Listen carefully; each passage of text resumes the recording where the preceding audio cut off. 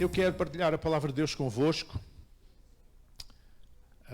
e para isso, agora que já descansaram, vou pedir para ficarmos de pé novamente, para fazermos uma leitura responsiva. Vai aparecer aqui.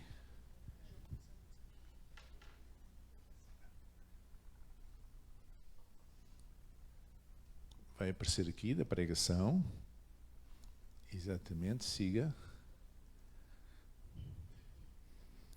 O nome da pregação, da meditação é Faste ao Mar.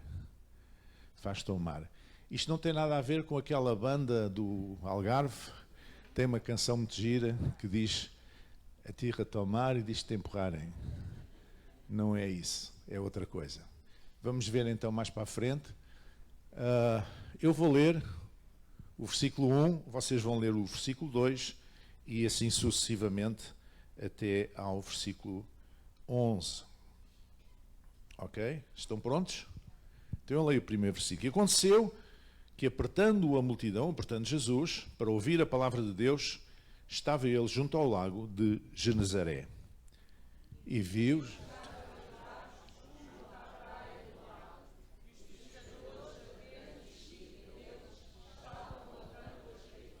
Muito bem, vocês estão a aprender mesmo. E entrando num dos barcos, que era o de Simão, pediu-lhe que o afastasse um pouco da terra, e assentando-se, ensinava do barco a multidão. E quando...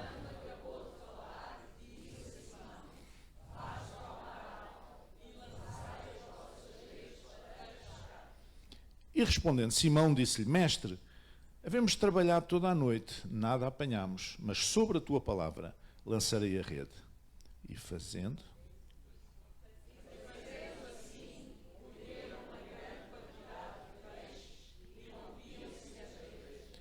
E fizeram sinal aos companheiros que estavam no outro barco para que os fossem ajudar.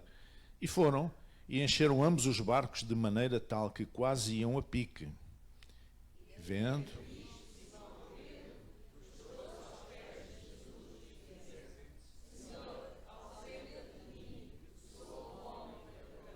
Pois que o espanto se apoderara dele e de todos os que com ele estavam por causa da pesca de peixe que haviam feito. E de igual...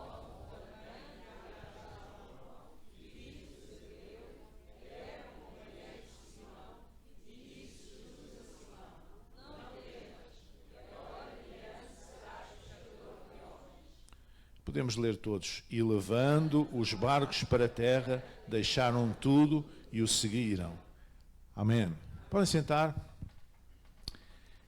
Esta questão de nós lermos em voz alta a palavra de Deus tem uma implicação muito mais poderosa do que apenas ler em silêncio.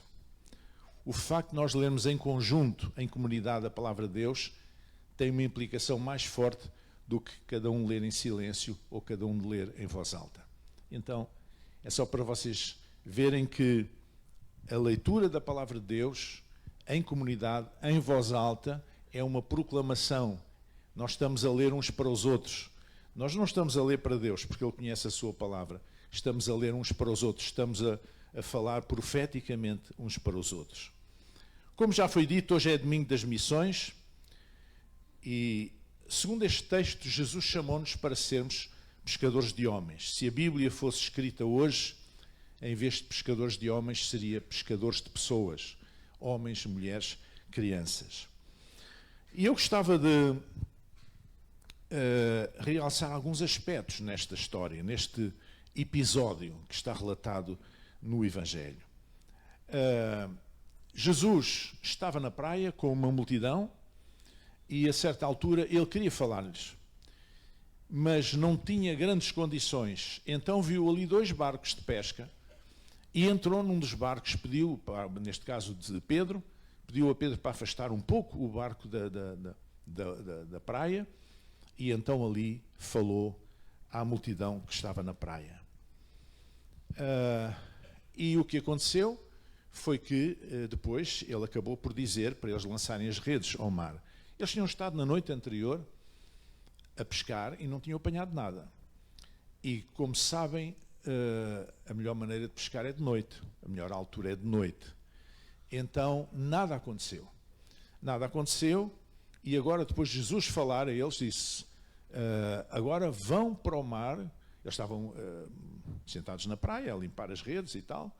Vão a lavar as redes. E Jesus disse, depois de falar com eles, à multidão, disse, agora vocês, pescadores, vão para o mar e voltem a lançar as redes. Eles disseram, bom, sob a tua palavra nós vamos lançar. E aconteceu aquilo que nós vimos.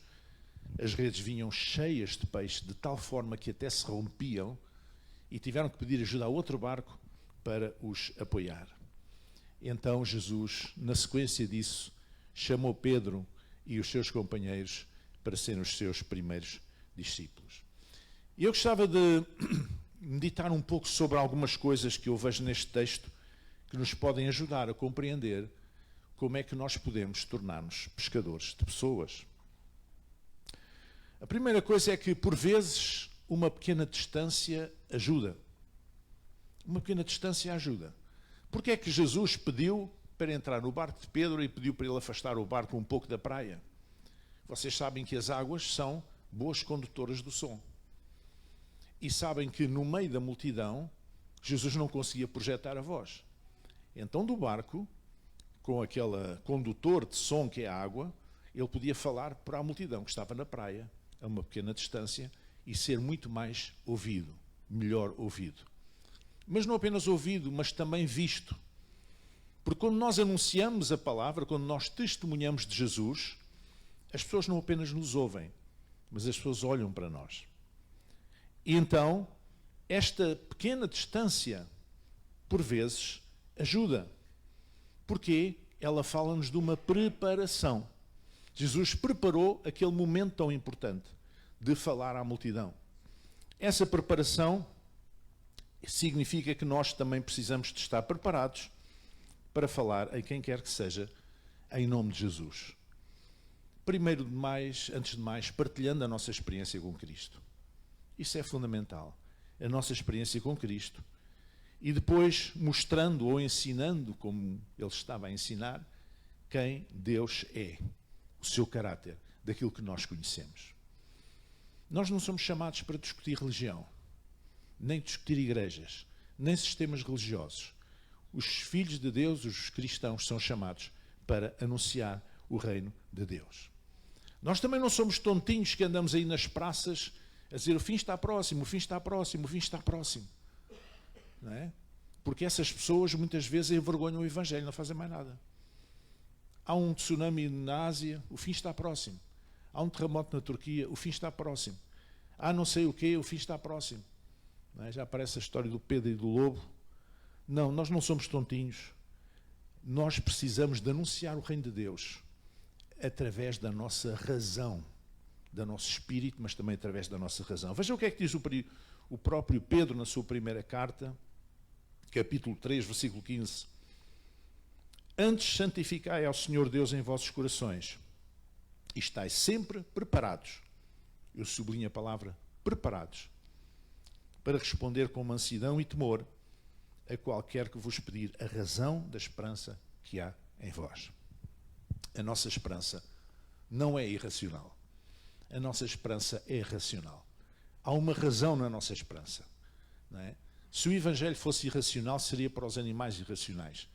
Mas ele é para as pessoas, porque as pessoas são seres racionais. Raciocinam, têm uma razão. Têm emoções, é verdade, têm um espírito, são seres espirituais, mas são seres racionais também. E a razão da esperança que está em nós baseia-se nas Escrituras e na revelação de Jesus Cristo. Essa é a razão da esperança que está em nós. Há uma razão. Então aquilo que o apóstolo está a dizer é para nós estarmos sempre preparados para falar dessa razão. E se nós estivermos preparados para falar dessa razão, nós vamos falar aquilo que importa, aquilo que é importante, e não discutir coisas. Nós não somos chamados para discutir religião.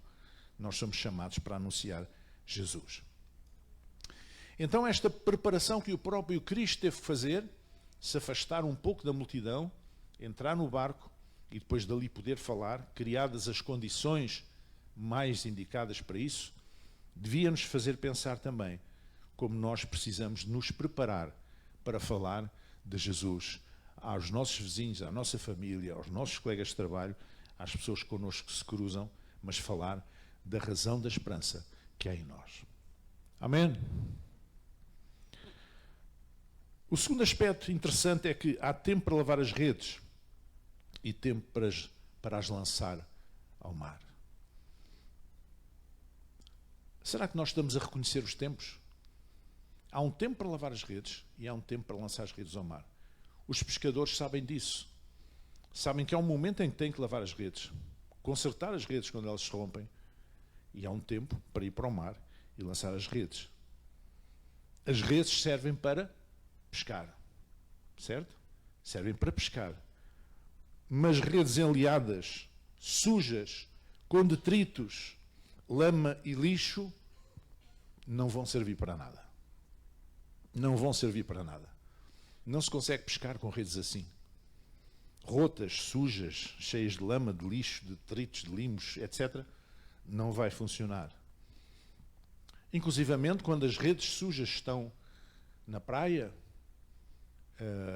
elas atraem os ratos. E os ratos falam-nos de destruição. E o que é que isto me diz? Limpar as redes, lavar as redes e lançar as redes. Diz-me o quê? Diz que antes de nós lançarmos as redes, nós precisamos limpar a nossa vida e pôr a nossa casa em ordem. A nossa vida em ordem primeiro. Porquê? Porque os peixes, pessoas que há nesse mar, nesse oceano que é a nossa sociedade, olham mais diretamente para a nossa vida do que para as palavras que nós proferimos. Nós podemos ter um grande palavreado, podemos falar muito bem, podemos dizer muitos versículos da Bíblia, mas se a nossa vida não estiver alinhada com o Evangelho, as pessoas vão olhar para a nossa vida e não vão olhar para aquilo que nós dizemos. Então há um tempo para lavar as redes, as tuas redes, e um tempo para as lançares ao mar. Posso ouvir um amém? Vocês estão caladinhos. As redes devem ser lançadas sobre a palavra de Jesus e não sobre a nossa. Sobre a palavra de Jesus e não sobre a nossa. Sobre a tua palavra lançaremos as redes. A palavra do homem vale pouco, mas a de Deus vale tudo. A palavra do homem vale pouco, basta nós olharmos para os políticos em geral. Há um senhor que é candidato à presidência da República, que andou os últimos anos a dizer: eu não me vou candidatar, não, o meu caminho é outro, etc. E uma certa altura até disse: olha, se por acaso eu um dia disser que me quero candidatar, deem-me uma corda para eu me enfocar, porque eu perdi o juízo. Pois bem, esta semana esse senhor veio dizer que era candidato. A palavra do homem não vale nada, mas a de Deus vale a pena. Vale a pena nós lançarmos as redes sobre a palavra de Deus. Amém? Nunca corra atrás de um santo, nunca corra atrás de um pregador, nunca corra atrás de um profeta, mas corra sim atrás de Jesus. Amém? Porque os homens falham, a sua palavra não vale, mas a palavra de Deus, ela permanece ontem, hoje e eternamente, segundo o testemunho das Escrituras. Amém? Então, quando nós lançamos as redes, devemos lançá-las sobre a palavra de Deus, sobre a palavra de Jesus. Não é no nosso nome, é no nome dele. E também ficamos a saber que quando lançamos as redes da maneira certa sobre a palavra de Deus, o nosso ministério, o nosso trabalho, a nossa faina resulta mesmo. Diz que colheram uma grande quantidade de peixes. E reparem, é possível que no meio daquela quantidade toda, descomunal, que nunca tinham acontecido, tenha vindo muito peixe ou algum peixe que não presta, porque há peixe que não dá para comer. Uma vez estava em Inglaterra, já não me lembro, já há muitos anos, fomos a um sítio assim, próximo do mar, na costa, e serviram-nos um peixe horrível que eu não consegui comer. Tinha mais espinhas que um safio. É uma coisa horrível, um peixe que não prestava para nada. É natural que venha um peixe que não prestam para comer, mas depois será feita a escolha. E não somos nós que fazemos a escolha. É Deus que separa o joio do trigo. E o trigo do joio. Não somos nós, é Deus que faz isso. E nós temos muito este hábito de sermos nós a definir o padrão, quem são as pessoas que realmente entram naquele padrão. Não, Deus não tem padrões. Jesus morreu por toda a gente, sem limitações, e o chamado dele, o convite dele é aberto a todas as pessoas, sem exceção. Quando chegar à altura de separar o trigo do joio, é ele que o vai fazer. Por isso, importa que se lancemos as redes. Se as redes trouxerem muito peixe, vamos glorificar a Deus por isso, como eles fizeram. Vamos ficar felizes por isso. E ainda que venham peixes que não são comestíveis, Deus se encarregará de os escolher e de os separar depois. E, finalmente, o último ponto é este: as redes cheias podem romper, mas o que importa não são as redes, é o peixe. Rompia-se-lhes a rede. O importante são as pessoas, não são os métodos ou as estruturas. Há muitos cristãos centrados mais nos métodos e nas estruturas do que nas pessoas. Há cristãos que sacrificam pessoas em nome de métodos e em nome de estruturas. Ora, Jesus não morreu pelos métodos nem pelas estruturas. Jesus morreu pelas pessoas. O importante são as pessoas. Não foram os métodos e as estruturas que foram criados à imagem e semelhança de Deus. Foram as pessoas. Então o nosso negócio são pessoas. O nosso assunto são pessoas. Amém? São pessoas, não métodos ou estruturas. Eu já contei aqui uma vez, há muitos anos numa das vezes que estive nos Estados Unidos, fui a uma cidadezinha a certa altura, creio que no Illinois, onde morava um pastor que me acolheu na sua casa, e uma cidadezinha chamada Fox. E era sábado de manhã, nós demos uma voltinha pela cidade, é uma cidade pequena, e nós vimos um daqueles coisas de garagem, não é? Como é que se chama? Vendas de garagem, porque eles fazem muito lá na igreja, e estavam a fazer isso numa igrejinha assim mais clássica e tal. Não me lembro qual era a denominação, mas era uma igreja com um templo e com os vitrais e tal. E o senhor que estava lá, uma das pessoas que estava lá dessa comunidade, muito simpaticamente, convidou-me a mim ou ao meu amigo para nós entrarmos e vermos a igreja por dentro e tal. E nós lá fomos. E a certa altura, ele diz assim, portanto, a igreja tinha um vitral assim por trás do púlpito, pequeno, quase insignificante, e depois tinha um grande vitral lá naquela parte, que era a entrada principal da igreja. Um grande vitral. E nunca mais me esqueci, ele virou-se para nós e disse, é uma pena, o vitral mais bonito, maior e mais bonito, mais rico, está ali nas costas das pessoas, que as pessoas estão no culto e estão de costas para o vitral. Bom, eu nunca mais me esqueci disto, pensei na minha cabeça, de mim para mim, não é? Como diz o outro. Mas este homem vem ao culto para olhar para os vitrais, para ver os vitrais, ou vem ao culto para ouvir a palavra de Deus? Ele estava incomodado que o vitral mais bonito ficava nas costas do povo e o povo não o via. Ouça, o que é importante não são os métodos, não são as estruturas, o que é importante são as pessoas. Amém? Então qual é o nosso verdadeiro trabalho? O verdadeiro trabalho do pescador é pescar. Eu vou perguntar outra vez, só uma pessoa é que entendeu. Qual é o verdadeiro trabalho do pescador? É pescar, exatamente. É para isso que ele é pescador. E o desafio é este: faz-te ao mar alto, faz-te ao mar e lança as redes para pescar.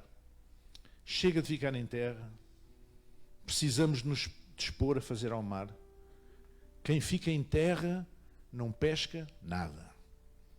Qualquer pescador sabe isso. Se ficar em terra, ele não vai pescar nada. Mas quem vai ao mar deve estar pronto para a pesca e lançar as redes com fé. Mateus capítulo 4, versículos 18 a 20 diz: E Jesus, andando junto ao mar da Galileia, viu a dois irmãos, Simão chamado Pedro e André seu irmão, que lançavam as redes ao mar, porque eram pescadores. E disse-lhes: vinde após mim, e eu vos farei pescadores de homens. Então eles, deixando logo as redes, seguiram-no. Deus tinha um desígnio muito superior, um projeto muito superior para Pedro e André, seu irmão, e para os outros também. Algo superior, que era serem, em vez de pescadores de peixe, pescadores de pessoas. Amém? Isto é um desígnio muito superior. Nós podemos ter a melhor profissão do mundo. Nós podemos ter a melhor ocupação do mundo, a mais nobre, mas não há nada mais importante do que ser pescador de pessoas. Trazer pessoas para o reino de Deus. E é justamente essa paixão que alimenta as missões. É por causa disso que pessoas saem do seu conforto, da sua terra, e vão para um país distante servir um povo que tem necessidades, que tem muitas necessidades. Não é? Foi por isso que o nosso casal, Serem, no âmbito do Exército de Salvação, foram para a América Latina, para a Bolívia, para o Brasil, sei lá mais para onde, e foram para outros países, durante o seu ministério, servir a Deus, levar a palavra de Deus àqueles povos em necessidade. É essa paixão que alimenta as missões, sermos pescadores de pessoas. Ouça, você pode ser uma pessoa muito individualista e pensar assim: bom, deixa-me estar no meu cantinho, não chatei ninguém, não me chatei a mim também. Mas o cristão não funciona assim. O cristão não foi chamado para estar num cantinho. O cristão foi chamado para estar em comunidade. É por isso que Jesus instituiu a igreja, a comunidade de fé. Porque na comunidade de fé nós somos desafiados, confrontados, somos estimulados também, somos abençoados, somos aconchegados.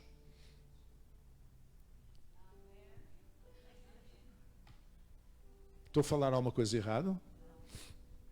Somos consolados quando precisamos, somos corrigidos quando precisamos, somos estimulados a ir mais à frente quando precisamos, somos encorajados, somos abençoados. E Deus, o propósito de Deus para o cristão é que esteja numa comunidade de fé, onde possa ter essa família espiritual, que é a sua família espiritual, onde ele vai crescer nas coisas de Deus, na fé e no conhecimento da palavra de Deus. Esta paixão que alimenta as missões é a paixão de ser pescador de homens. E eu espero que nós estejamos dispostos a fazer-nos ao mar. A palavra de Deus para ti hoje é: faz-te ao mar. Chega de estar em terra. Chega de estares entretido com outras coisas. Talvez estejas ainda a lavar as redes. Mas os pescadores não ficam toda a vida a lavar as redes. Eles só lavam as redes e consertam-nas para ir para o mar. O objetivo é pescar, porque eles são pescadores. Amém?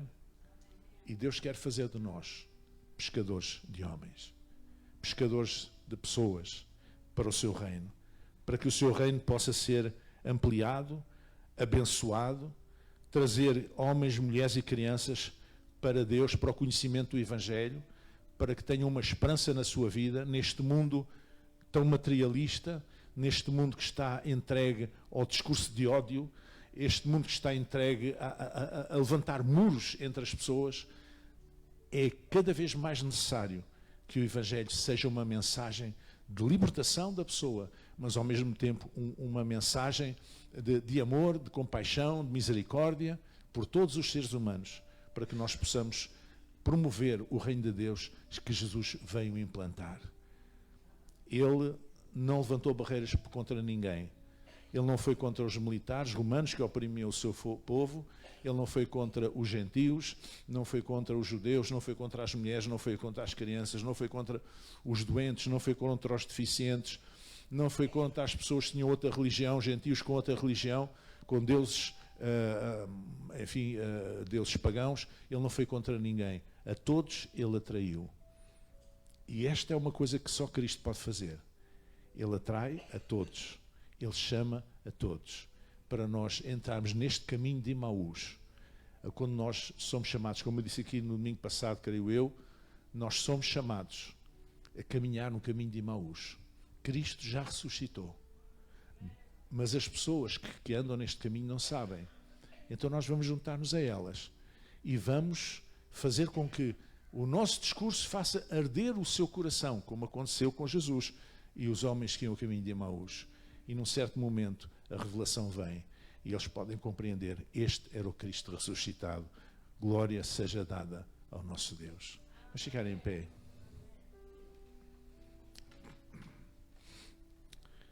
Senhor nosso Deus e Pai, nós te agradecemos pela tua palavra, porque tu nos estimulas a ir a fazermos ao mar, Senhor.